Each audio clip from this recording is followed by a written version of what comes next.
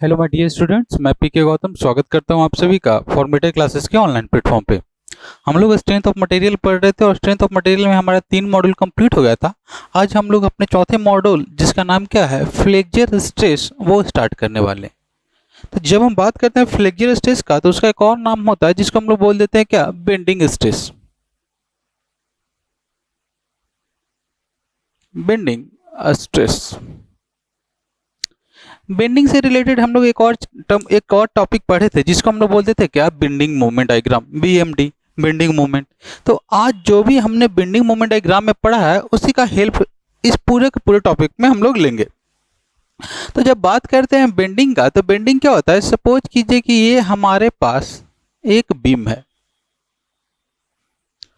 अब अगर बात करते हैं बीम का तो बीम के बारे में क्या बोला जाता है, जैसे आप लोग अपने छत के ऊपर देखिएगा तो क्या दिखाई देगा आपको, एक बीम दिखाई देगा। तो बीम किस पे, जो बीम रहता है वो सारा का सारा लोड किस पे ट्रांसफर करता है, वो लोड ट्रांसफर करता है कॉलम पे। और बीम के ऊपर कौन लोड ट्रांसफर करता है, स्लैब लोड ट्रांसफर करता है। तो इतना हम लोग को बस जानना है कि बीम मेरा क्या है, कि बीम एक हॉरिजेंटल मेंबर होता है। बीम एक हॉरिजॉन्टल मेंबर होता है जो कि कैसा लोड लेता है, ट्रांसवर्स लोड बियर करता है। इसी को हम लोग क्या बोल देते हैं, बीम बोल देते हैं। तो हम लोगों को इस टॉपिक में पढ़ना है किसके बारे में, बेंडिंग के बारे में पढ़ना है। तो बात करते हैं बेंडिंग का, बेंडिंग क्या होता है। तो देखिए उसके लिए हम लोग एक बीम लेंगे और बीम के एग्जांपल से समझते हैं। जैसे देखिए हमारे पास एक बीम है,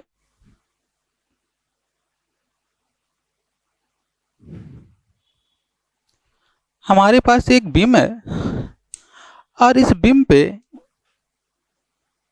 एक ऐसा लोड लग रहा है। मान लेते हैं क्या कि इसका मैग्नीट्यूड P है और इसका हाइट कितना है, हाइट मान लेते हैं इसका हाइट कितना है, h है। इसके लेंथ का अगर बात करते हैं तो लेंथ आपका L है। तो अभी अगर हमारे पास ऐसा लोडिंग दिखाई दे रहा है कि एक हमारे पास लॉन्गिट्यूडनल डायरेक्शन में, अब आपको पता है कि लॉन्गिट्यूडनल क्या होता है, कि यही लॉन्गिट्यूडनल एक्सिस होता है। याद है ना अच्छे से कि बीम में कितना एक्सिस होता है। अगर मैं इसका 3D में रिप्रेजेंटेशन करूँ तो 3D कुछ इसका ऐसा बनेगा।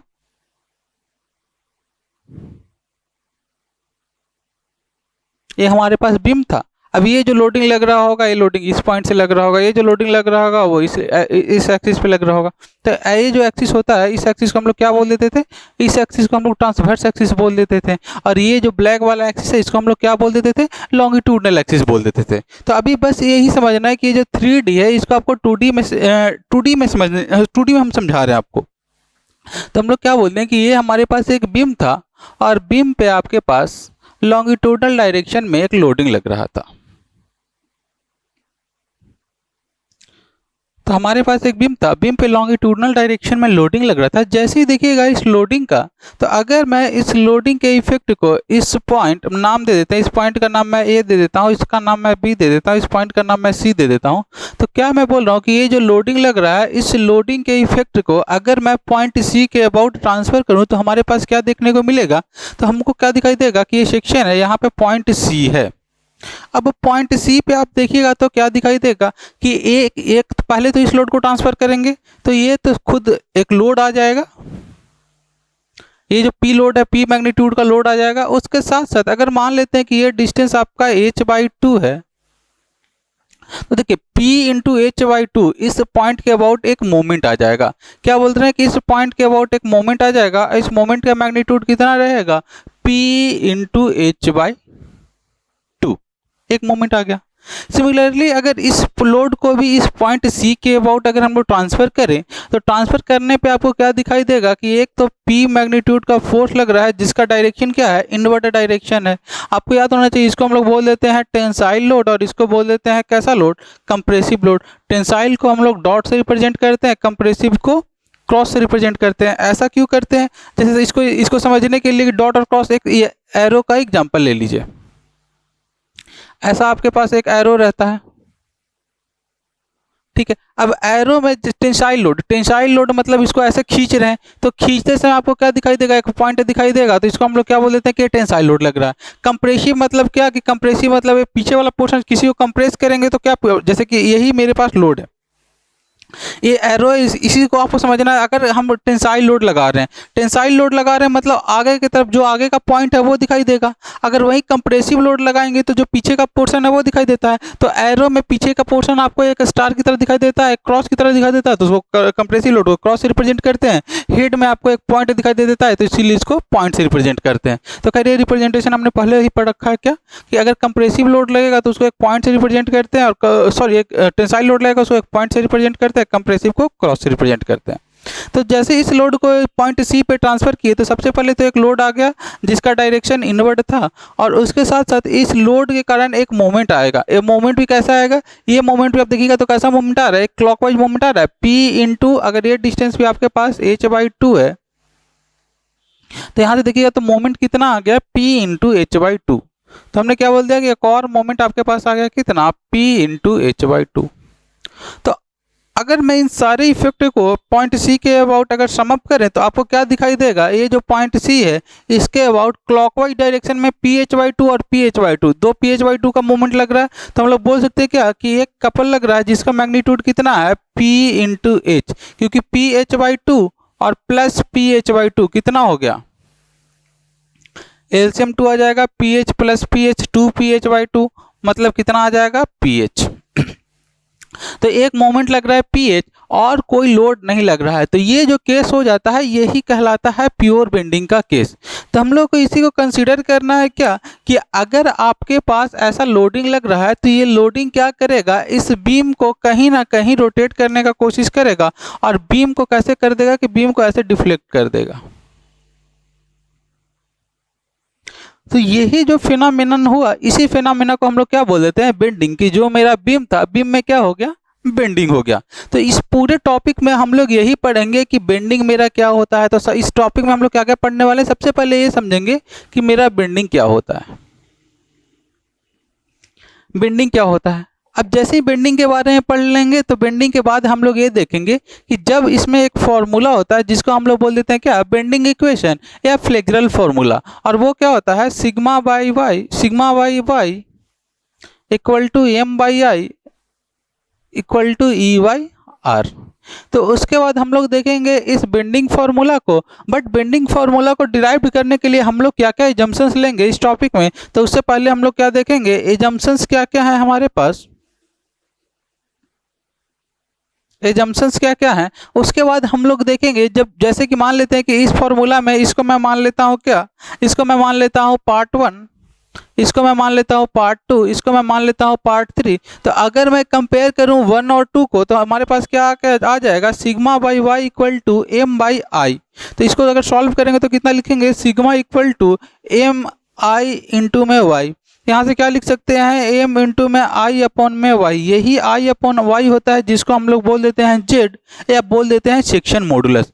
तो अगला जो हमारा टॉपिक आएगा इसमें, उसमें हम लोग पढ़ेंगे किसके बारे में, कि सेक्शन मॉडुलस मेरा क्या होता है।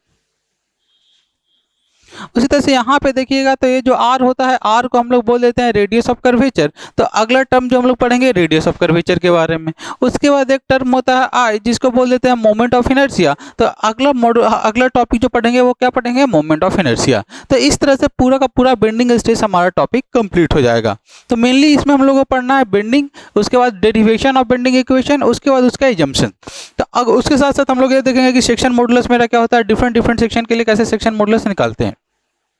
तो यहाँ पे जो मैंने एग्जांपल लिया, तो एग्जांपल से हमको ये पता चला कि अगर किसी भी बीम पे, क्या बोल रहे हैं, अगर किसी भी बीम पे अगर हम लोग एक कपल लगाते हैं, एक मोमेंट लगाते हैं, तो मोमेंट के कारण क्या होता है, उसके शेप में कुछ ना कुछ डिफ्लेक्शन होता है, या फिर वो क्या करता है, बेंड करने का कोशिश करता है। जैसे सपोज कीजिए, मान लेते हैं कि यही हमारे पास एक बीम है, इसको हमने कैसा बना दिया, कैंटिलीवर बीम बना दिया।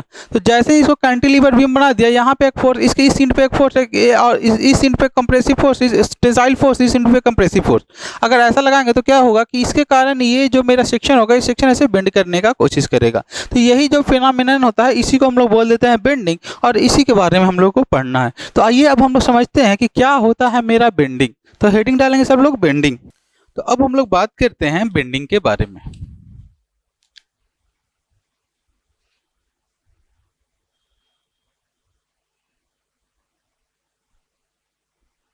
बेंडिंग, तो बेंडिंग के लिए हमने क्या देखा कि हमारे पास एक कैंटिलीवर बीम था, आप किसी तरह का बीम एज्यूम कर सकते हैं, कैंटिलीवर, सिंपली सपोर्टेड, कोई भी बीम आप एज्यूम कर सकते हैं।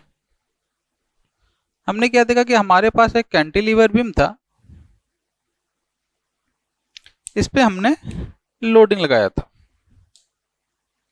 अब इसका अगर हम लोग बात करें, अगर इसका मैं 3D व्यू बनाऊं तो हम लोग क्या देखते हैं कि हमारे पास एक कैंटिलीवर बीम है। चलिए इसको अच्छे से बनाते हैं, 3D में इस पहले से बताते हैं, उसके बाद हम लोग उसको 2D में समझेंगे।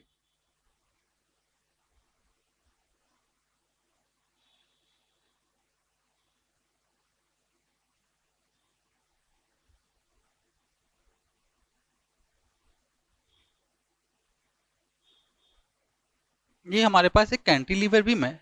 अब कैंटिलीवर बीम के बारे में बात क्या कर रहे हैं हम लोग कि इस पे एक लोड लग रहा है, टॉप पे लग रहा है टेंसाइल लोड, बॉटम पे लग रहा है कंप्रेसिव लोड। अब ये लोड लग रहा है इस बीम का, अगर हम लोग बात करें तो आपको पता है कि किसी भी बीम में 3 तरह के एक्सिस के बारे में मैंने आपको बताया था। एक जो मेन एक्सिस होता है इसको हम लोग बोल देते हैं लॉन्गिट्यूडनल एक्सिस, और बाकी जो एक्सिस होते हैं इनको हम लोग बोल देते हैं ट्रांसवर्स एक्सिस। तो इस तरह से हमने क्या देखा कि किसी भी एक बीम में 3 एक्सिस होता है, एक हो जाता है लॉन्गिट्यूडनल एक्सिस और 2 मेनली हो जाता है ट्रांसवर्स एक्सिस। ऐसे ट्रांसवर्स एक्सिस का नंबर इनफाइनाइट होता है, बट मेनली हम लोग डिस्कस करते हैं 2 ही एक्सिस के बारे में। तो इस तरह से हमने क्या देखा कि इस बीम में 3 एक्सिस है। अब इस लोड का इफेक्ट अगर मैं इस पॉइंट के अबाउट कंसीडर करूं, इस पॉइंट के अबाउट अगर इस लोड का इफेक्ट कंसीडर करूं तो आपको क्या दिखाई देगा। सपोज कीजिए इसको मैं क्या कर रहा हूं कि अब 2D फिगर में रिप्रेजेंट कर रहा हूं। तो जैसे इस फिगर को आप 2D में रिप्रेजेंट कीजिएगा तो आपको क्या दिखाई देगा कि आपके पास एक बीम है और बीम के टॉप में, टॉप फाइबर में आपका जो लोड लग रहा है वो एक टेंसाइल नेचर का लोड लग रहा है। इसका मैग्नीट्यूड मैं पीपी लिख देता हूं। एक टेंसाइल नेचर का लोड लग रहा है जिसका मैग्नीट्यूड कितना है, पी है। बॉटम फाइबर पे एक कंप्रेसिव नेचर का लोड लग रहा है जिसका मैग्नीट्यूड कितना है, पी है। और उसका इफेक्ट हम लोग देखना चाह रहे हैं इसके मिड पॉइंट सी पे। तो अगर मैं इसका इफेक्ट इस पॉइंट सी पे देखना चाहूं तो अभी हम लोग देखे थे क्या, अगर मैं इस क्रॉस सेक्शन का बात करता हूं तो इसके क्रॉस सेक्शन में आपको कैसा दिखाई देगा। ये इसका क्रॉस सेक्शन है। क्रॉस सेक्शन पे आपको क्या दिखाई देगा, ये जो टॉप फाइबर है, टॉप फाइबर पे एक टेंसाइल लोड लग रहा है और एक बॉटम फाइबर है, बॉटम फाइबर पे एक कंप्रेसिव लोड लग रहा है। दोनों का मैग्नीट्यूड कितना दे रखा है, मैग्नीट्यूड दे रखा है पी। मान लेते हैं क्या कि इसका जो ये जो बीम हमारे पास है उसका लेंथ एल था, विड्थ बी था और इसका जो डेप्थ है, इसका डेप्थ को हम लोग मान लेते हैं कितना, एच। तो यहां से अगर क्रॉस सेक्शन में देखेंगे तो हमको क्या पता चलेगा कि इसका जो विड्थ है वो विड्थ आपका बी है और हाइट जो है जिसका हम लोग डेप्थ बोल रहे हैं वो कितना है, एच है। तो अगर मैं सेंटर की बात करूं तो सेंटर के अबाउट इसका हाइट कितना हो जाएगा, h/2। कितना हो जाएगा, h/2। अब इसी पॉइंट, इसी लोड के कारण, इस पॉइंट लोड के कारण आपको मैं पॉइंट सी के अबाउट अगर इसका इफेक्ट को हम लोग कंसीडर करना चाहें तो कितना इसका इफेक्ट आएगा। सबसे पहले तो ये क्या होगा कि जो लोड है वो लोड वैसे का वैसे ही ट्रांसफर हो जाएगा। तो लोड वैसे का वैसे ही ट्रांसफर हो गया और ये लोड पॉइंट सी के अबाउट क्या कर रहा है, एक मोमेंट क्रिएट कर रहा है और उसका मैग्नीट्यूड कितना होगा, अगर ये डिस्टेंस h/2 है तो उसका इफेक्ट कितना देखने को हमको मिलेगा, p × h/2। ये आ गया ऊपर वाले लोड के कारण। अब मैं रेड वाले मार्कर से दिखा रहा हूं, नीचे वाले लोड को अगर यहाँ पे ट्रांसफर करें तो जो लोड है ज्यों कहते हैं लोड ट्रांसफर हो जाएगा। मेरा कंप्रेसिव नेचर का लोड है तो लोड ट्रांसफर हो गया। उसके बाद देखिए मोमेंट क्रिएट करेगा कितना, p × h/2 और उसका डायरेक्शन कैसा रहेगा, क्लॉकवाइज डायरेक्शन। तो हमने क्या बोल दिया कि एक और मोमेंट लग रहा है कितना, p × h/2 का। तो इस तरह से हमने क्या देखा कि जो मेरा बीम था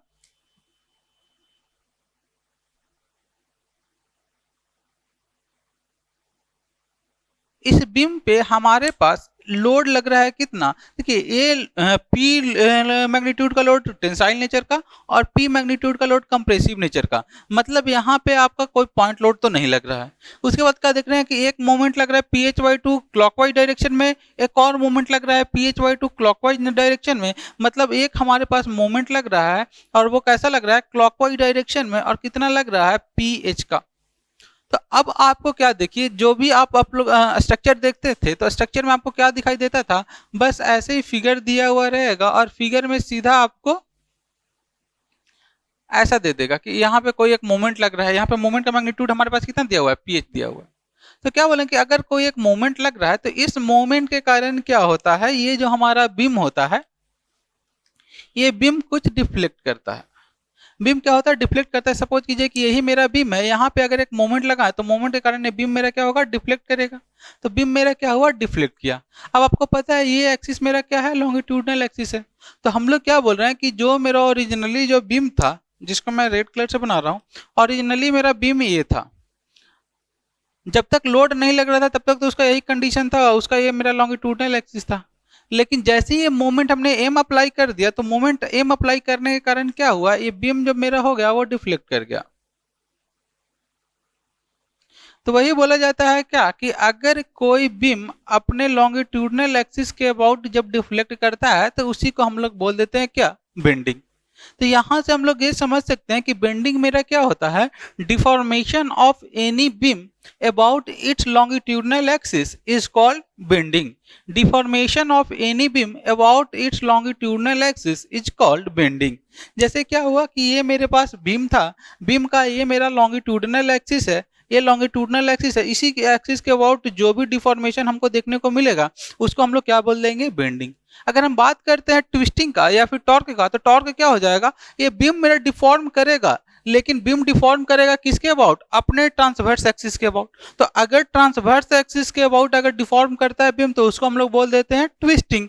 और अगर मेरा बीम जो है वो लॉन्गिट्यूडनल एक्सिस के अबाउट डिफॉर्म करता है तो उसको हम लोग बोल देते हैं बेंडिंग। तो जब हम लोग नेक्स्ट टॉपिक पढ़ेंगे टॉर्सन, तो वहां पे ट्विस्टिंग के बारे में पढ़ेंगे। अभी हम लोग पढ़ रहे हैं बेंडिंग के बारे में, तो बेंडिंग के बारे में बस इतना ही समझेंगे क्या, कि deformation of any beam about it's longitudinal axis is called bending. तो हम लोग क्या यहाँ पे लिखेंगे डिफिनेशन इसका, deformation of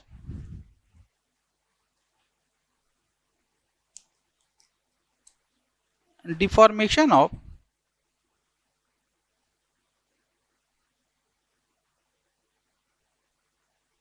any beam, deformation of any beam about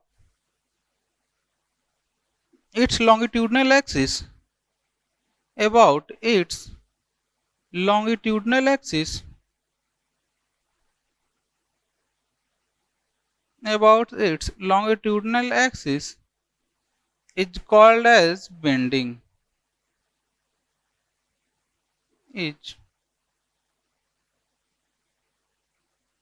called as bending।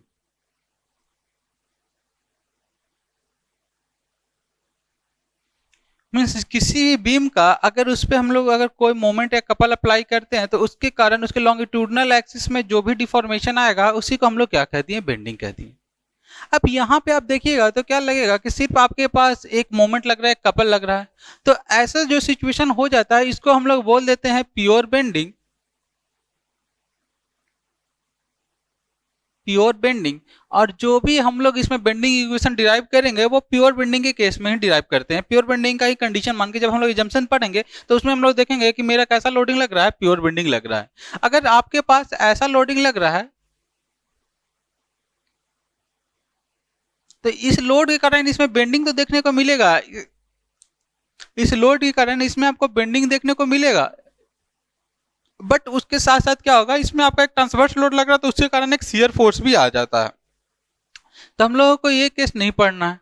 ये केस हमारा क्या हो जाता है, it is not case of pure bending. एक ऐसा है इसमें आपका प्योर बेंडिंग भी आएगा और साथ साथ शियर का भी इफेक्ट आएगा। तो हम लोग अभी ये केस नहीं पढ़ेंगे, अभी हम लोग सिर्फ प्योर बेंडिंग का केस पढ़ रहे हैं। तो बेंडिंग से हमको क्या समझ में आया कि कोई भी बीम अपने लॉन्गिट्यूडनल एक्सिस के अबाउट जितना भी बेंड करता है, जो भी उसको डिफॉर्मेशन होता है, उसी को हम लोग कह देते हैं बेंडिंग। अब हम लोग समझते हैं जब बेंडिंग समझ लिया, अब उसके बाद हम लोग नेक्स्ट पॉइंट देखेंगे कि एजम्पशंस इन बेंडिंग, एजम्पशंस इन बेंडिंग स्ट्रेस। अब हम बात करते हैं एजम्पशंस का, तो हेडिंग डालेंगे क्या, assumptions.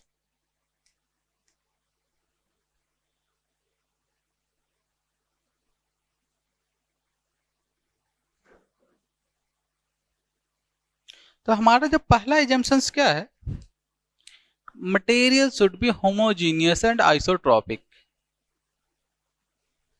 Material should be homogeneous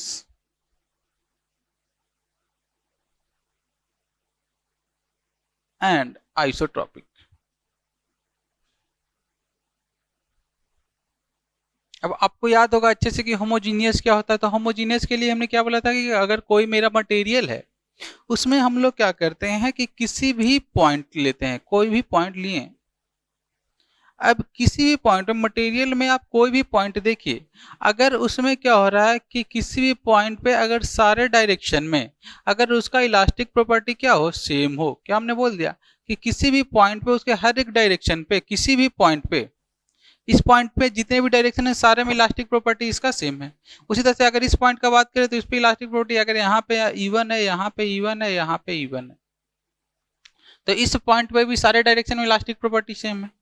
इस पॉइंट पे भी देख रहे हैं तो हम क्या देख रहे हैं कि सारे पॉइंट पे इलास्टिक प्रॉपर्टी मेरा क्या है, सेम। तो हम लोग क्या बोलते हैं कि किसी भी मटेरियल के अंदर डिफरेंट डिफरेंट पॉइंट्स में ऑल डायरेक्शन में अगर इलास्टिक प्रॉपर्टी मेरा सेम हो तो उसको हम लोग बोल देते हैं होमोजीनियस मटेरियल। अब अगर हम लोग बात करते हैं, सॉरी, इसको हम लोग क्या बोल देते हैं, ये मेरा क्या हो जाता है, आइसोट्रॉपिक मटेरियल। तो आइसोट्रॉपिक मटेरियल मेरा क्या हो गया कि किसी भी मटेरियल में अगर किसी भी मटेरियल में डिफरेंट डिफरेंट पॉइंट्स पे अगर लगने वाले सारे डायरेक्शन में अगर इलास्टिक प्रॉपर्टी मेरा सेम है तो उसको हम लोग बोल देते हैं क्या, आइसोट्रॉपिक मटेरियल।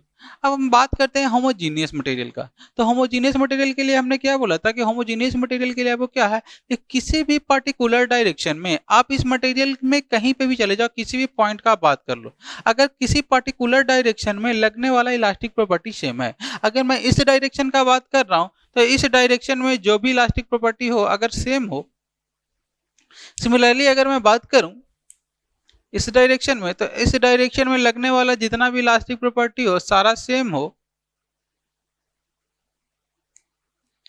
और इस डायरेक्शन में लगने वाला सारा इलास्टिक प्रॉपर्टी इस मटेरियल के अंदर आप कहीं पे भी चले जाओ, किसी भी पॉइंट पे चले जाओ, अगर हर जगह इस डायरेक्शन में लगने वाला इलास्टिक प्रॉपर्टी सेम हो तो ऐसे मटेरियल को हम लोग बोल देते हैं होमोजीनियस मटेरियल। अब मेरा मटेरियल कैसा होना चाहिए, होमोजीनियस एंड आइसोट्रॉपिक दोनों होना चाहिए। तो अगर मेरा मटेरियल होमोजीनियस एंड आइसोट्रॉपिक दोनों होना चाहिए मतलब क्या हुआ, इस मटेरियल में आप किसी भी पॉइंट पे जाओ, इस मटेरियल में आप किसी भी पॉइंट पे जाओ, किसी भी डायरेक्शन में जाओ, हर एक पॉइंट पे हर एक डायरेक्शन में इलास्टिक प्रॉपर्टी और मॉडुलस ऑफ इलास्टिसिटी क्या होना चाहिए, सेम होना चाहिए। अब इसका मतलब क्या हुआ, आप इस एजम्पशन के साथ साथ आपको इसको ये भी बोल सकते हो कि मटेरियल मेरा इधर कंप्रेशन में हो या टेंशन में हो, दोनों में आपका elastic property modulus of elasticity क्या होना चाहिए, सेम होना चाहिए। तो दूसरा एजम्पशन भी लिख सकते हो या फिर इसी से आप समझ सकते हो क्या कि modulus of elasticity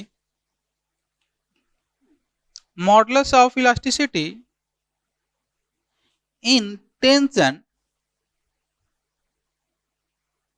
and compression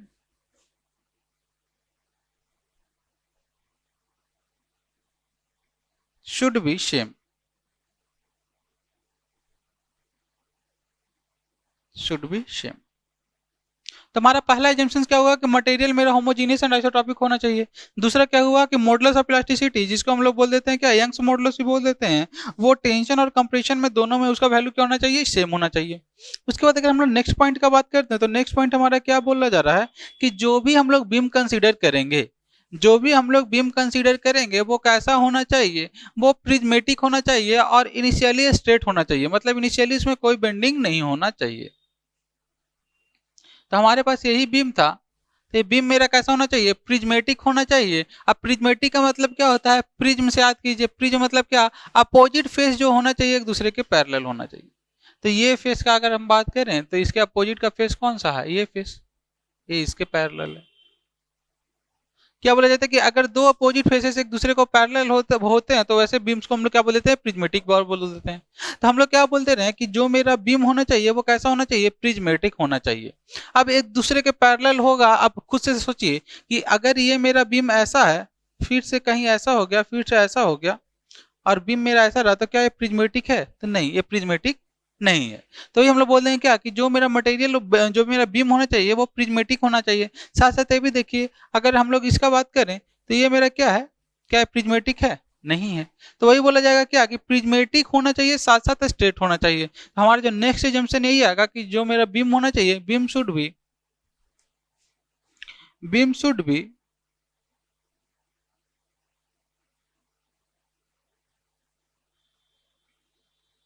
prismatic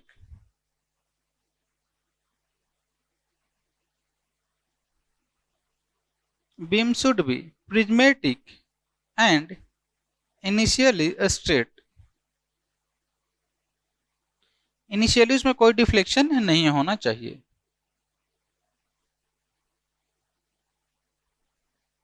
beam should be prismatic and initially straight. इसके बाद जो हमारा नेक्स्ट एजम्पशन आ जाता है वो बहुत बहुत इंपॉर्टेंट हो जाता है, और वो क्या आता है कि cross section of beam should remain plane, should remain plane, should remains plane even after bending।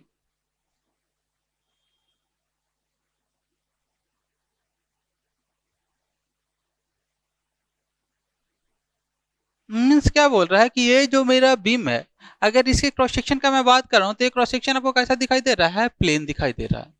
अब जैसे ही इसमें बेंडिंग होने के बाद भी क्या बोल रहे हैं कि बेंडिंग होने के बाद भी ये जो क्रॉस सेक्शन होना चाहिए वो प्लेन होना चाहिए।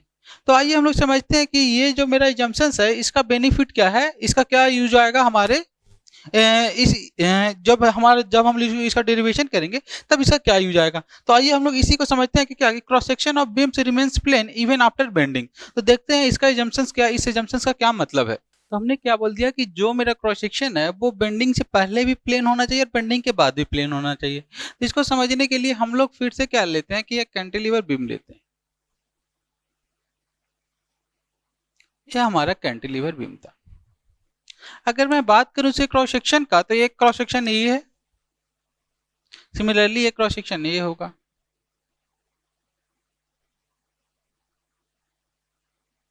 अभी ये प्लेन है, ये भी प्लेन है। अगर इसका मैं 3D व्यू देखूं तो 3D व्यू में आपको कुछ ऐसा दिखाई देगा।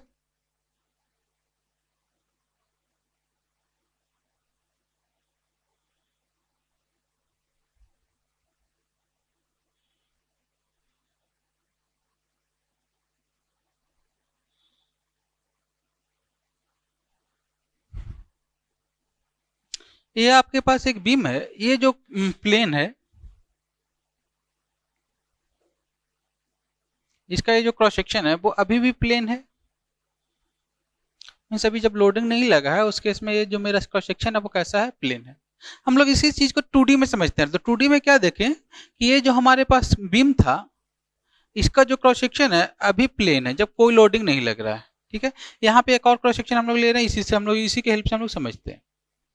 तो उसके बाद हम लोग क्या देखें कि जैसे ही इसमें बेंडिंग होगा, क्या बोल रहे हैं कि जैसे ही इसमें बेंडिंग होगा, तो बेंडिंग के लिए हमने क्या देखा था कि यहाँ पे हम लोग एक टेंसाइल लोड लगाएं, यहाँ पे एक कंप्रेसिव लोड लगाएं।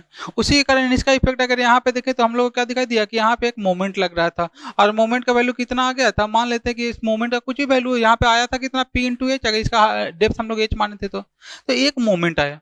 तो मोमेंट के कारण जैसे इसमें हम लोग मोमेंट लगाएंगे तो मोमेंट लगाने के कारण ये मेरा क्या हो जाता है? बीम कुछ डिफ्लेक्ट कर जाता है।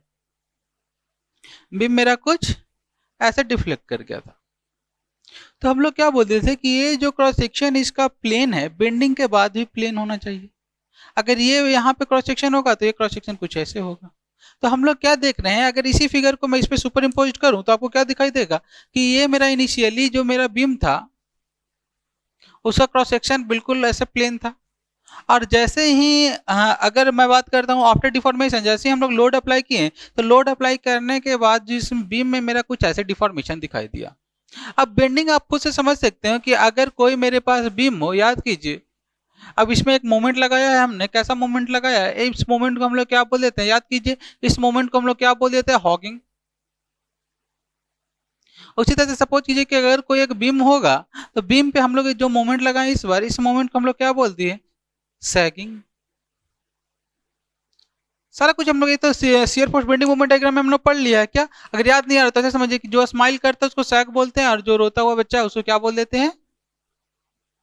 उसको हॉगिंग बोल देते हैं। और जो स्माइल करता हुआ बच्चा है उसको हम लोग क्या बोल देते हैं? उसको सैगिंग बोल देते हैं। तो ये मेरा सैगिंग है, ये मेरा क्या है, हॉगिंग है। तो जहां पे हॉगिंग लगता है, तो हॉगिंग के केस में आप क्या देखे थे कि हॉगिंग के केस में जो बीम मेरा डिफ्लेक्ट करता है वो बीम कुछ ऐसे डिफ्लेक्ट कर देता है। कुछ देखिए कि ये जो मेरा बीम था, बीम पे ऐसे मोमेंट लगाएंगे तो मोमेंट लगाने के कारण क्या आएगा कि जो मेरा ऊपर का जो फाइबर आएगा, इसको अगर मैं बोल देता हूँ कि ये मेरा टॉप फाइबर है और ये मेरा बॉटम फाइबर है, तो आप क्या देख रहे हैं कि टॉप फाइबर में आपको इलोंगेशन देखने को मिलेगा और जो बॉटम फाइबर है उसमें आपको कंप्रेशन देखने को मिलेगा। तो हमने क्या देखा कि इसमें आपको इलोंगेशन देखने को मिला और इसमें आपको कॉन्ट्रैक्शन देखने को मिला। इलोंगेशन क्यों होता है जब हम लोग टेंशन अप्लाई करते हैं, और कॉन्ट्रैक्शन क्यों होता है जब हम लोग इसमें कंप्रेशन अप्लाई करते हैं।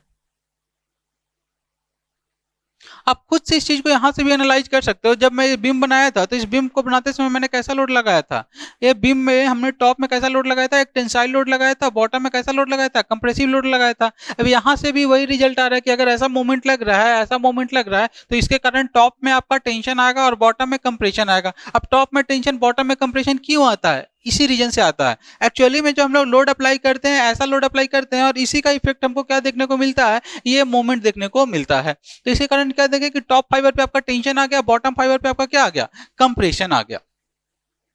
आपको ये भी पता है कि ये जो बीम होगा, बीम के बीच में कहीं ना कहीं एक न्यूट्रल एक्सिस होता है।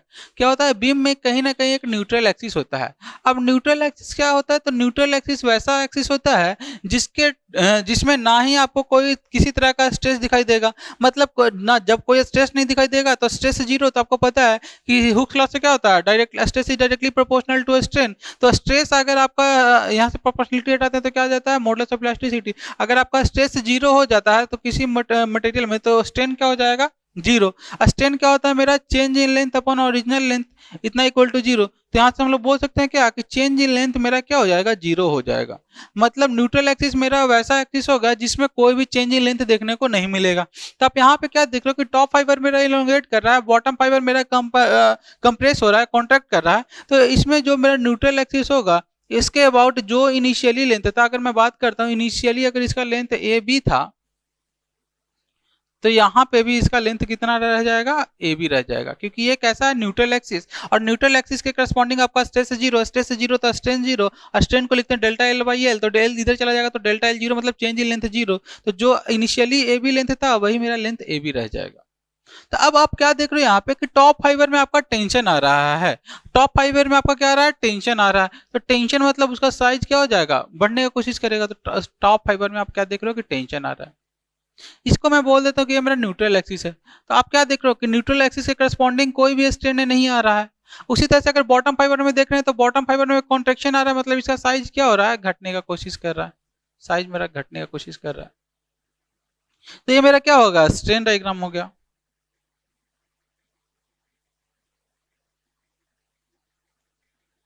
यहाँ से हम लोग क्या देखें कि ये जो मेरा, जैसे ही हमने इसमें एक मोमेंट लगाया, हॉगिंग मोमेंट लगाया, तो हॉगिंग मोमेंट के कारण क्या आ गया, टॉप में टेंशन दिखाई दिया, बॉटम में क्या दिया, कंप्रेशन दिखाई दिया। अब उसके कारण जो हमने स्ट्रेन डायग्राम प्लॉट किया, तो स्ट्रेन डायग्राम हमको कैसा मिला, लीनियर मिला। स्ट्रेन डायग्राम कैसा मिला, लीनियर मिला। तो इस एजम्पशंस का कि plane section remains plane even after bending, क्या बोला जा रहा है कि plane section remains plane even after bending. इस एजम्पशंस का मतलब क्या हुआ कि जो मेरा स्ट्रेन का वेरिएशन होता है किसी भी मेंबर में, वो कैसा होता है, स्ट्रेन का वेरिएशन होगा थ्रू आउट द बीम, वो कैसा होगा, लीनियर होगा। तो इसका मतलब यही लिखेंगे कि this assumptions state that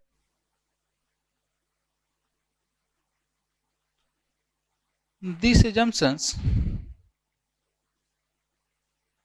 state that a variation strain variation is linear। जो मेरा स्ट्रेन का वेरिएशन होगा वो कैसा होगा, लीनियर होगा। मतलब अगर आपका plane section remains plane even after bending, इसका मतलब क्या हुआ कि स्ट्रेन का वेरिएशन आपका कैसा हो रहा है, लीनियर हो रहा है। और ये क्वेश्चन 2 से 3 बार, एक बार 2 बार गेट में, 2 बार गेट में और एक बार ये में पूछा जा चुका है कि अगर मेरा प्लेन क्रॉस सेक्शन है जो रिमेन्स प्लेन रह रहा है इवन आफ्टर बेंडिंग, तो इस एजम्पशन का मतलब क्या हुआ, तो इस एजम्पशन का मतलब यही हुआ क्या कि स्ट्रेन का जो वेरिएशन हो रहा है वो कैसा हो रहा है, लीनियर हो रहा है। स्ट्रेन का वेरिएशन कैसा हो रहा है, लीनियर हो रहा है। उसके बाद हमारा जो नेक्स्ट एजम्पशन आता है, नेक्स्ट एजम्पशन हम लोग क्या मान लेते हैं कि बीम इज सब्जेक्टेड टू, यहाँ पे बीम को हम लोग किसे सब्जेक्ट कर रहे हैं, प्योर बेंडिंग से। बीम को हम लोग किसे सब्जेक्ट कर रहे हैं, सिर्फ बेंडिंग से, और इस सिचुएशन को हम लोग प्योर बेंडिंग बोल देते हैं। तो याद रखिएगा क्या कि beam is subjected to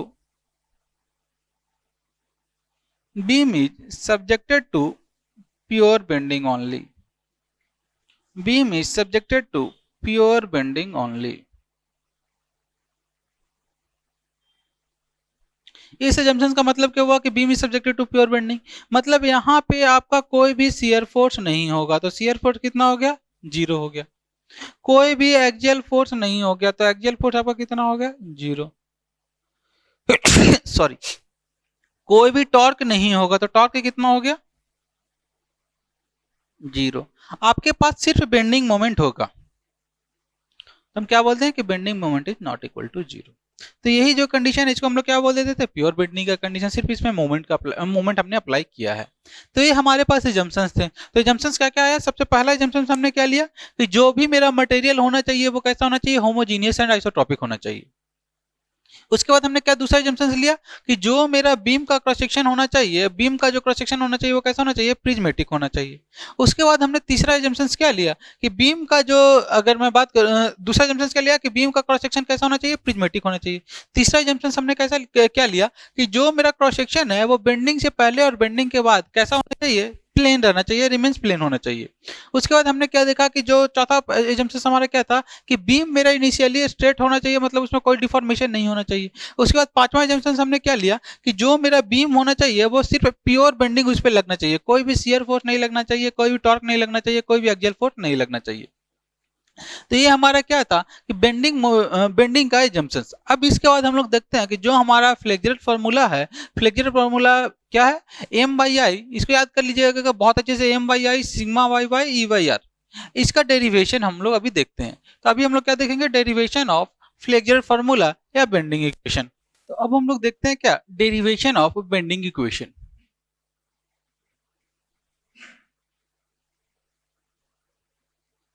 derivation of bending equation.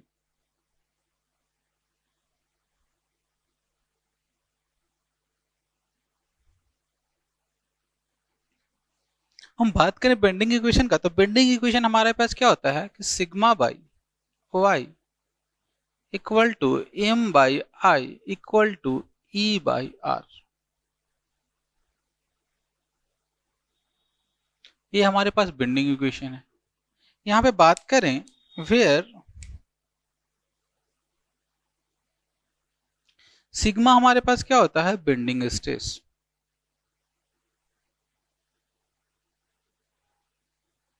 Y क्या होता है, डिस्टेंस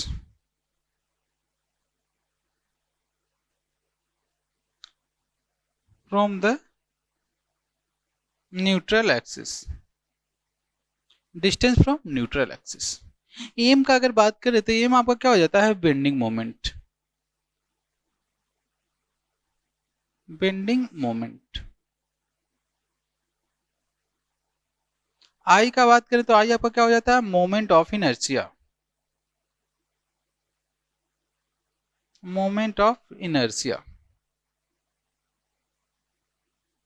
मोमेंट ऑफ इनर्शिया किसका होगा, बीम का, तो moment of inertia of beam. E का बात करें तो ई को क्या बोल देते हैं, मॉडुलस ऑफ इलास्टिसिटी।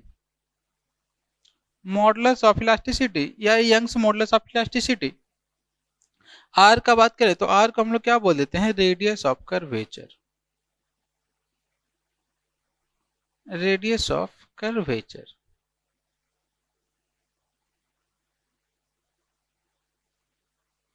इसी फॉर्मूला को अब हम लोगों को क्या करना है, डिराइव करना है। तो डिराइव करने के लिए अब याद कीजिए, बेंडिंग आ गया, बेंडिंग मतलब आपको एक बीम लेना पड़ेगा। तो हम लोग क्या करते हैं कि सपोज कीजिए कि ये हमारे पास एक बीम है। बीम पे हमारे पास एक लोड लग रहा है, इसके मोमेंट का वैल्यू हमने कितना मान लिया, m मान लिया। ये मोमेंट आपका कैसा लग रहा है, याद कीजिए, इस मोमेंट को हम लोग क्या बोल दिए थे,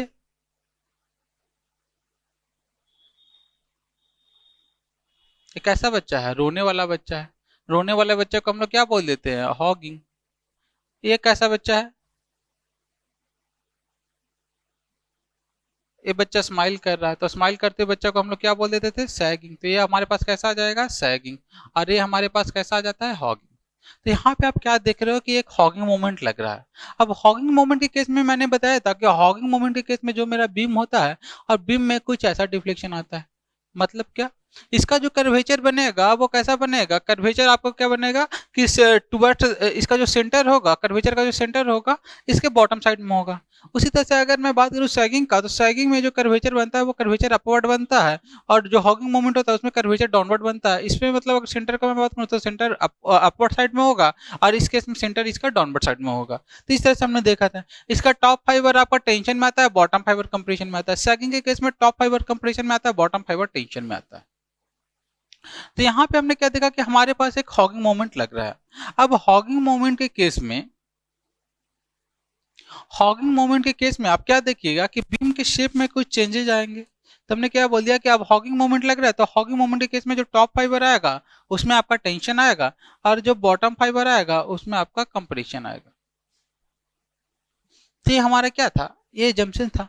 हम लोग मान लेते हैं क्या कि ये मेरा बीम का न्यूट्रल एक्सिस है। तो न्यूट्रल एक्सिस के बारे में क्या बताया था कि न्यूट्रल एक्सिस वैसा एक्सिस होता है जिसके करस्पॉन्डिंग किसी तरह का शियर स्ट्रेस नहीं होता। अब स्ट्रेस जीरो तो स्ट्रेन जीरो, स्ट्रेन जीरो तो चेंज इन लेंथ जीरो, मतलब उसके करस्पॉन्डिंग आपका कोई भी चेंज इन लेंथ देखने को नहीं मिलेगा। अगर इनिशियली इसका लेंथ एल था तो फाइनली भी इसका लेंथ कितना हो जाएगा, एल ही हो जाएगा। तो इस तरह से हमने क्या देखा कि यहाँ पे एक मेरा क्या है, न्यूट्रल एक्सिस है ये।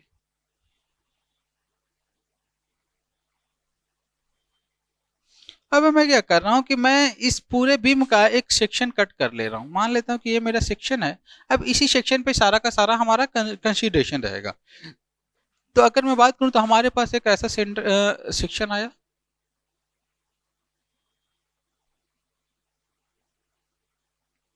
इसका ये क्या हो गया, न्यूट्रल एक्सिस हो गया। इस सेक्शन में भी हम लोग क्या कर रहे हैं कि एक पार्टिकुलर एलिमेंट का बात कर रहे हैं, इस पार्टिकुलर एलिमेंट का बात कर रहे हैं। तो ये हमारे पास एक एलिमेंट आ गया। अब देखिएगा तो क्या दिखाई देगा आपको कि कहीं ना कहीं इसका सेंटर, अगर हॉगिंग मोमेंट है तो सेंटर आपका कैसा होगा, डाउनवर्ड होगा। हम लोग मान लेते हैं क्या कि ये मेरा कोई एक सेंटर है, और इसका सेंटर मेरा कहीं यहाँ पे लाई कर रहा है। इसका सेंटर कितना मान लिया मैंने, ओ। न्यूट्रल एक्सिस से इसके सेंटर से रेडियस कितना हो गया, आर। इसी को हम लोग क्या बोल देते हैं, रेडियस ऑफ कर्वेचर। ये मेरा क्या हो गया, आर हो गया। हम लोग क्या कंसीडर कर रहे हैं कि इसके टॉप फाइबर पे एक एलिमेंट कंसीडर कर रहे हैं। क्या बोल दिया कि ये मेरे पास एक एलिमेंट है। इसका डिस्टेंस कितना हमने मान लिया कि ये डिस्टेंस हमारे पास वाई है। तो यहां से अगर मैं टोटल डिस्टेंस का बात करूं तो टोटल डिस्टेंस आपके पास कितना आ जाएगा, आर प्लस वाई आ जाएगा। ये अगर मैं इस सेंटर के एंगल का अगर वैल्यू मान लेता हूं थीटा, तो आपको पता है कि आर्क लेंथ का वैल्यू कितना हो जाता है। अगर मैं यहाँ पे देखूं, इनिशियल लेंथ आपके पास जो लेंथ रहेगा वही लेंथ यहाँ पे रह जाएगा। अगर मैं इसका नाम दे देता हूँ कितना, इसका नाम मैं दे दे रहा हूँ ए बी। तो फाइन इनिशियली जो ए बी रहेगा फाइनली वही ए बी रहेगा, क्योंकि न्यूट्रल एक्सिस है, न्यूट्रल एक्सिस के करस्पॉन्डिंग कोई चेंज नहीं होता है। तो अगर मैं यहाँ पे लिखना चाहूँ ए बी, तो ए बी का वैल्यू आपको कितना हो जाएगा, ए बी आर्क लेंथ है, और आर्क लेंथ बराबर क्या होता है, R into theta. Arc length बराबर क्या होता है, आर इंटू थीटा। सिमिलरली अगर मैं एट डिस्टेंस y लूं कोई एक सेक्शन, और इसका मैं नाम दे दूं a डैश b डैश, इसका मैं नाम दे दूं क्या, a dash b dash.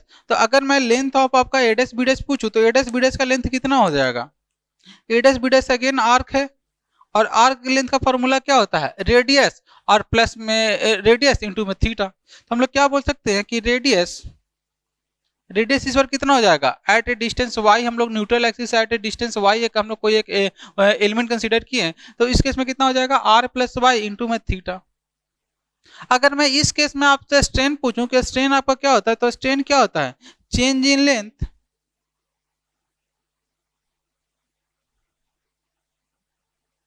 Upon में ओरिजिनल लेंथ।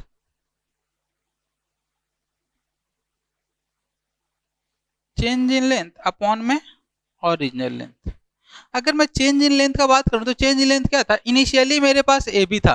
अगर मैं इस पोर्शन में मैं बात करूं तो इनिशियली यहाँ पे जो ए बी था, मैं यही एलिमेंट ले रहा हूं, तो इसका नाम मैंने क्या दिया था, ये मेरा ए बी था और ये मेरा ए डैश बी डैश था।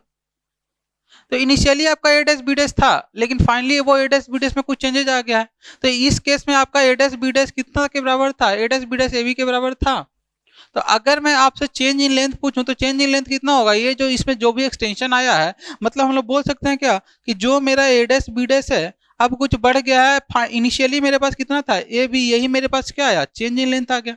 ओरिजिनल लेंथ हमारे पास कितना था, ए बी ओरिजिनल लेंथ था, तो ओरिजिनल लेंथ हमारे पास कितना आ गया, ए बी आ गया। आई होप ये क्लियर होगा। चेंज इन लेंथ क्या बोल रहे हैं, इनिशियली मेरे पास ए बी था, अगर हम लोग इसमें मोमेंट नहीं लगाते तो ये जो ए बी था ये भी ए डैश बी डैश मतलब ए बी के बराबर ही रहता।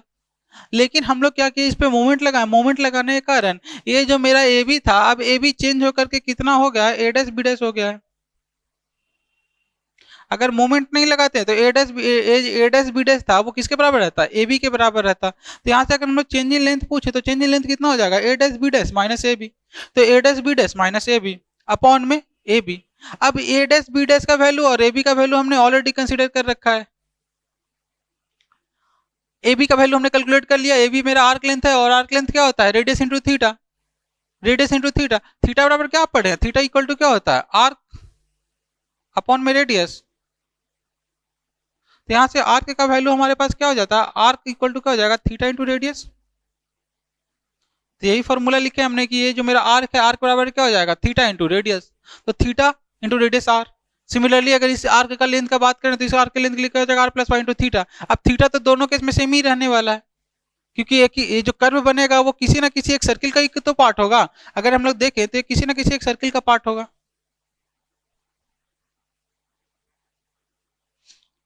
बस दोनों सर्किल कैसा होगा, कंसेंट्रिक होगा, क्योंकि जो मेरा प्लेन है वो रिमेन्स प्लेन रह रहा है इवन आफ्टर बेंडिंग। तो अगर कंसेंट्रिक होगा तो दोनों का सेंटर आपके पास क्या होगा, सेम ही होगा। तो वही फिगर मैं यहाँ पे बनाया हूँ कि दोनों का सेंटर मेरे पास सेम है, तो थीटा का वैल्यू सेम होगा। तो यहाँ से ए डैश बी डैश का वैल्यू लिखना चाहे तो ए डैश बी डैश का वैल्यू हमारे पास कितना आ गया, R plus Y into theta,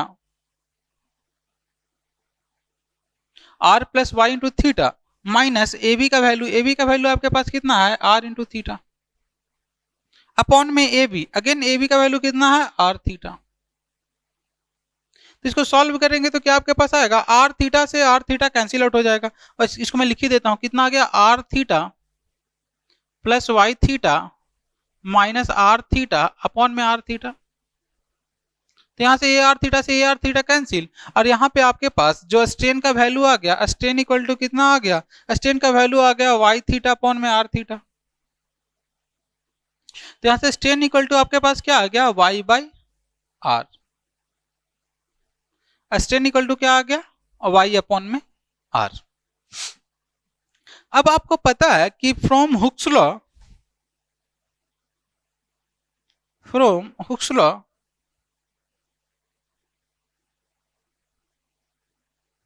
stress is directly proportional to strain.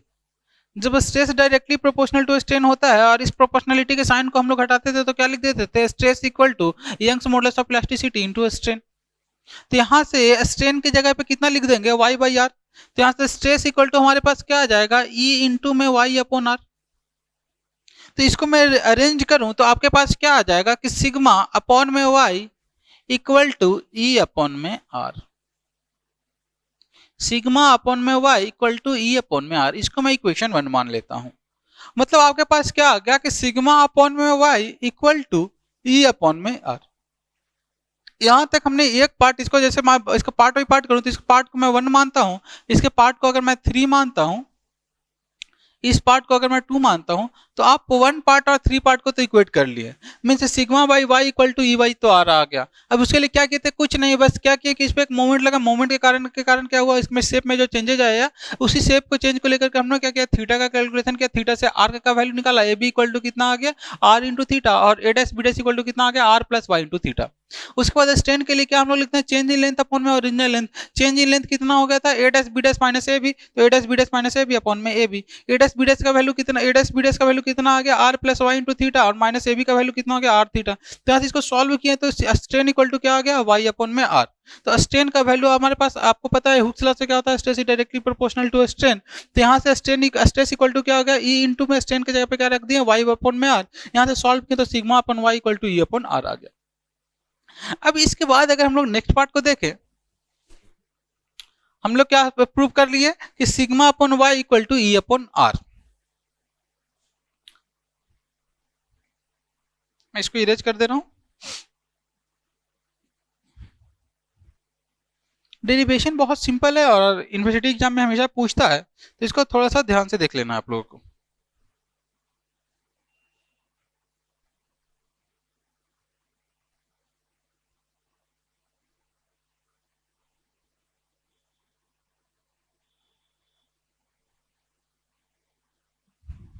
ये जो क्रॉस सेक्शन था, इसके मैं क्रॉस सेक्शन को कंसीडर करता हूँ। ये जो मेरे पास क्रॉस सेक्शन है, इस क्रॉस सेक्शन को मैं कंसीडर करता हूँ। इसके क्रॉस सेक्शन को, क्रॉस सेक्शन ऐसे समझ लीजिएगा कि ये क्रॉस सेक्शन होगा। अगर इस पोर्शन का मैं बात करूँ तो ये पोर्शन कहीं यहाँ पे होगा, ये इसका न्यूट्रल एक्सिस रहेगा। तो हमने क्या किया कि ये मेरा क्रॉस सेक्शन था, क्रॉस सेक्शन का ये मेरे पास न्यूट्रल एक्सिस था। हमने यहीं पे एक मेंबर कंसीडर किया था जो एट ए डिस्टेंस कितना था, वाई डिस्टेंस था। अब हम लोगों को क्या करना है, इसका मोमेंट लाना है इसमें। तो मोमेंट के लिए आपको पता है फॉर्मूला, मोमेंट इक्वल टू क्या होता है, फोर्स इनटू में परपेंडिकुलर डिस्टेंस। आपको यहाँ तो पता है कि परपेंडिकुलर डिस्टेंस वाई है, तो बस हम पे इस पे लगने वाले फोर्स का वैल्यू आपको पता करना है। अब फोर्स का वैल्यू पता करना, याद कीजिए कि स्टार्टिंग में ये जो हम लोग हमेशा से पढ़ते आए थे, वो कैसा पढ़े थे कि कोई मेरे पास बीम रहता है, इधर टेंसाइल फोर्स, इधर कंप्रेसिव फोर्स हमने लगाया था पी मैग्नीट्यूड। इसीलिए हम लोग यहाँ पे कैसा नेचर ले लिए, टेंसाइल नेचर ले लिए। अब टेंसाइल नेचर का फोर्स ले लिया, अब इसी फोर्स का वैल्यू हमको कैलकुलेट करना है। तो अगर ये फोर्स का वैल्यू हमको कैलकुलेट हो जाएगा तो force into perpendicular distance Y calculate कर लेंगे, और इसको अगर इंटीग्रेट कर देंगे तो ये आपका मोमेंट का वैल्यू नहीं आ जाएगा। तो हमने क्या बोल दिया कि अगर हमको मोमेंट का वैल्यू निकालना हो तो मोमेंट के लिए जो छोटा सा हमने एलिमेंट कंसीडर किया था, इस छोटे से एलिमेंट पे लगने वाला बस फोर्स का वैल्यू पता करना है। तो हमने क्या बोल दिया कि छोटे से एलिमेंट पे लगने वाले फोर्स का वैल्यू को हम लोग कितना मान लिया कि स्मॉल डी एफ। कितना मान लिया कि डीएफ, जो छोटा सा एलिमेंट है इस पे लगने वाला फोर्स कितना है, डीएफ है। तो यहाँ से अगर हमको मोमेंट लिखना हो तो मोमेंट क्या लिख देंगे कि स्मॉल फोर्स इनटू में परपेंडिकुलर डिस्टेंस वाई। और इसी अगर हम लोग बात करें तो इसमें लगने वाला छोटा सा मोमेंट आपको मिल जाएगा, कितना मिल जाएगा, डीएम मिल जाएगा। अगर आपको टोटल मोमेंट चाहिए होगा तो इसको क्या कर देंगे, हम लोग इंटीग्रेट कर देंगे। तो जैसे इंटीग्रेट कर देंगे तो इधर आपके पास क्या आ जाएगा, मोमेंट आ जाएगा। यहाँ पे क्या आ जाएगा, डीएफ इंटू वाई। अब यहाँ से अगर हम लोग देखें तो आपको क्या पता चलेगा कि ये जो टोटल फोर्स लग रहा है वही फोर्स का वैल्यू हमको फाइंड आउट करना है। अब आपको पता है फोर्स क्या हो जाता है, फोर्स के लिए क्या हम लोग लिख देंगे, स्ट्रेस इंटू एरिया लिख सकते हैं। तो फोर्स इक्वल टू हम लोग क्या लिख देंगे कि स्ट्रेस, और बेंडिंग स्ट्रेस का बात करें तो यहाँ पे बेंडिंग स्ट्रेस होगा, और एरिया अगर छोटे से एलिमेंट का बात करते हैं तो छोटा सा एरिया हमारे पास आ जाएगा। ये छोटा सा एरिया हो जाएगा, इंटू में वाई आ जाएगा। तो ये हमारे पास किसका वैल्यू आ गया, मोमेंट का वैल्यू आ गया। तो इसको मैं यहाँ पे लिखता हूँ, मीन्स हमारे पास मोमेंट इक्वल टू क्या आ गया, मोमेंट इक्वल टू आपके पास आ गया इंटीग्रेशन ऑफ स्ट्रेस इनटू में छोटा सा एरिया इनटू में वाई। अभी हम लोग स्ट्रेस इक्वल टू यहाँ से फॉर्मूला निकालने हैं, स्ट्रेस इक्वल टू क्या लिख सकते हैं, स्ट्रेस इक्वल टू लिख सकते हैं क्या, ई अपॉन आर इंटू में Y, E upon R into में वाई। वाई नीचे, वाई इधर जाएगा तो मल्टीप्लीकेशन में आ जाएगा। तो यहाँ से हम लोग क्या लिख सकते हैं, स्ट्रेस इक्वल टू कितना लिख सकते हैं, ई अपॉन में आर इंटू में वाई इंटू में डी ए इंटू में वाई। यहाँ से देखिए ई कांस्टेंट है, और किसी भी शेप के लिए आपका रेडियस का वैल्यू क्या हो जाएगा, कांस्टेंट रह जाएगा। इस रेडियस का अगर हम लोग बात करें तो रेडियस का वैल्यू क्या रहेगा, कांस्टेंट रहेगा। तो हमारे पास क्या आ गया, ई भी कांस्टेंट है, आर भी कांस्टेंट है। तो आपके पास बच क्या गया, Y into Y, Y square into D A moment. अब याद कीजिए, आपने मैकेनिक्स में पढ़ा होगा कि अगर हम लोग बात करते हैं second moment, second moment of area का, क्या बात करते हैं, सेकंड मोमेंट ऑफ एरिया का, सेकंड एरिया मोमेंट। तो सेकंड एरिया मोमेंट आपको क्या दे देता है, मोमेंट ऑफ इनर्शिया दे देता है। फर्स्ट एरिया का मोमेंट क्या देता है आपका, सेंट्रॉइड दे देता है, और सेकंड एरिया का मोमेंट आपको क्या देता है, मोमेंट ऑफ इनर्शिया दे देता है। इसको हम लोग किससे रिप्रेजेंट कर देते हैं, आई से रिप्रेजेंट कर देते हैं। तो यहाँ से क्या देखिए, एक बार वाई इंटू डी रहता, डी ए इंटू वाई रहता। अगर मैं बात करूँ कि इसका एरिया डी ए है, अगर इसका एरिया डी ए है और डी ए इंटू वाई कर देते तो इस एरिया का मोमेंट ले लेते किसके अबाउट, न्यूट्रल एक्सिस के अबाउट एक बार। अब क्या बोले कि एक बार मोमेंट ले, एक बार और मोमेंट लेना है, तो फिर से y से मल्टीप्लाई करेंगे, मतलब डी ए इंटू वाई, एक बार मोमेंट हो गया, एक बार और y से मल्टीप्लाई कर दिए तो एक और मोमेंट आ गया। अब इसी को अगर टोटल से इंटीग्रेट कर देंगे, मतलब टोटल एरिया का मोमेंट निकल गया, तो टोटल एरिया का मोमेंट आपके पास कितना आ गया, वाई स्क्वायर डी ए। यही आ गया क्या कि मतलब सेकंड एरिया मोमेंट। तो सेकंड एरिया मोमेंट को हम लोग क्या बोल देते हैं, मोमेंट ऑफ इनर्शिया। इसी को रिप्रेजेंट कर देते हैं किससे, आई से। तो यहां से आपके पास क्या आ गया कि m equal to E by R into में सेकेंड एरिया मोमेंट मतलब आई। यहां से अगर इसको सॉल्व करें तो हमारे पास कितना आ गया, m by I equal to E by R, m by I equal to E by R. इस इक्वेशन को हम लोग मान लेते हैं इक्वेशन नंबर 2। इक्वेशन नंबर 1 से आपके पास क्या आया था, sigma by Y equal to E by R, और दूसरा इक्वेशन नंबर 2 से क्या आ रहा है, m by I equal to E by R. तो हम लोग क्या देख रहे हैं कि जब दोनों का राइट हैंड सेम है तो लेफ्ट हैंड भी सेम होगा। तो हम लोग लिख सकते हैं कहाँ पे, चलिए यहाँ पे मैं लिख देता हूँ इसके बाद क्या कि from equation 1 and 2, from equation 1 and 2, from equation 1 and 2 से हम लोग क्या बोल सकते हैं कि सिग्मा बाई वाई किसके बराबर है, ई बाई आर के, और ई बाई आर जो है किसके बराबर है, एम बाई आई के। इसी को अरेंज कर लेते हैं तो हमारे पास क्या आ जाता है, M by I equal to sigma by Y equal to E by R, और इसी को हम लोग क्या बोल देते हैं, बेंडिंग इक्वेशन बोल देते थे। तो ये मेरे पास क्या था, डेरिवेशन था, जो बहुत बहुत इंपॉर्टेंट है आपके सेमेस्टर के पॉइंट ऑफ व्यू से, और एसएससी जेईई में भी बहुत बड़े डेरिवेशन पूछ देता है।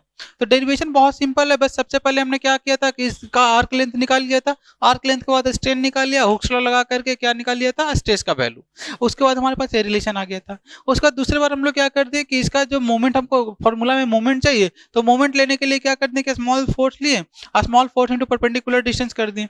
फोर्स के लिए क्या करते हैं, फोर्स इक्वल टू क्या होता है, स्ट्रेस इंटू एरिया।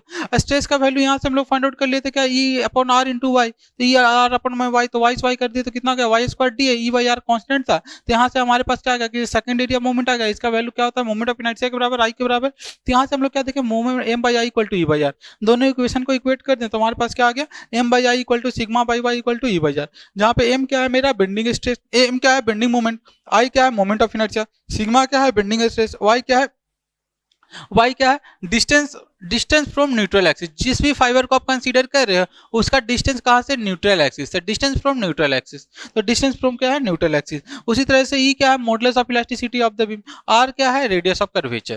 तो ये हमारा क्या था, डेरिवेशन ऑफ बेंडिंग इक्वेशन। यहीं पे आज हम लोग अपना फर्स्ट मॉडल को रखते हैं। जब हम नेक्स्ट मॉडल में मिलेंगे तो हम लोग आपसे देखेंगे कि क्या होता है स्ट्रेस का वेरिएशन, बेंडिंग स्ट्रेस का वेरिएशन कैसे होता है थ्रू आउट द बीम। तो मिलते हैं आपसे अगले मॉड्यूल में।